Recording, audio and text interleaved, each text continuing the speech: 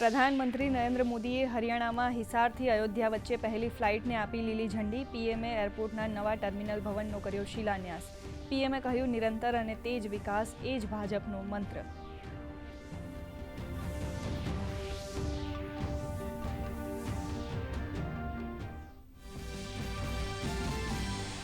બંધારણના ઘડવૈયા અને ભારત રત્નથી સન્માનિત બાબા સાહેબ ડોક્ટર ભીમરાવ આંબેડકરની આજે જન્મજયંતિ.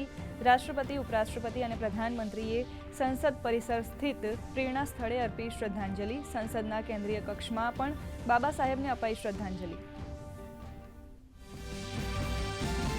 મુખ્યમંત્રી ભૂપેન્દ્ર પટેલે વિધાનસભા પોડિયમ અને ગુજરાત વિધાનસભાની સામે ડોક્ટર બાબા સાહેબ આંબેડકરની પ્રતિમાને પુષ્પાંજલિ કરી અર્પણ. વિધાનસભા અધ્યક્ષ શંકરભાઈ ચૌધરી, મંત્રી ભાનુબેન બાબરિયા પણ આપી શ્રદ્ધાંજલિ. રાજ્યભરમાં ઠેર ઠેર ઉજવણી.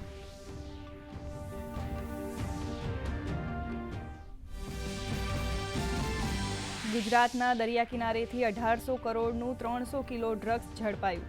ભારતીય કોસ્ટગાર્ડ અને એટીએસનું સંયુક્ત ઓપરેશન. ભારતીય કોસ્ટગાર્ડના જહાજને જોતા જ તસ્કરોએ ડ્રગ્સને દરિયામાં ફેંક્યું. દરિયામાંથી ડ્રગ્સ મેળવી એટીએસે વધુ તપાસ હાથ ધરી.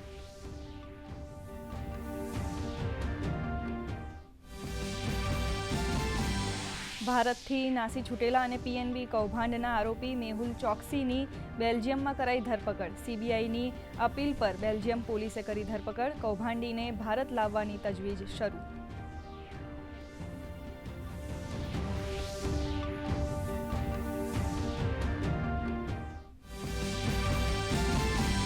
કેન્દ્રીય ગૃહમંત્રી અમિત શાહ દિલ્હીમાં આયોજિત ફોરેન્સિક સાયન્સ સમિટનું કરશે ઉદ્ઘાટન.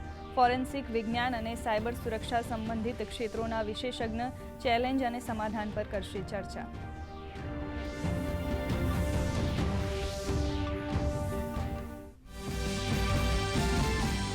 પશ્ચિમ બંગાળના મુર્શિદાબાદમાં સ્થિતિ તણાવપૂર્ણ. કેટલાક લોકોએ માલદામાં લીધી શરણ.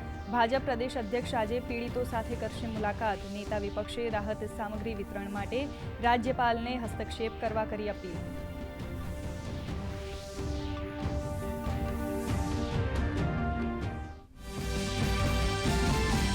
રાજ્યમાં આગામી 15થી 17 એપ્રિલ સુધી હીટવેવની આગાહી. કચ્છ, બનાસકાંઠા, સાબરકાંઠા, રાજકોટમાં ગરમીનું યલો એલર્ટ. હાલ મોટાભાગના શહેરમાં તાપમાનનો પારો ગગડતા ગરમીમાંથી આંશિક રાહત.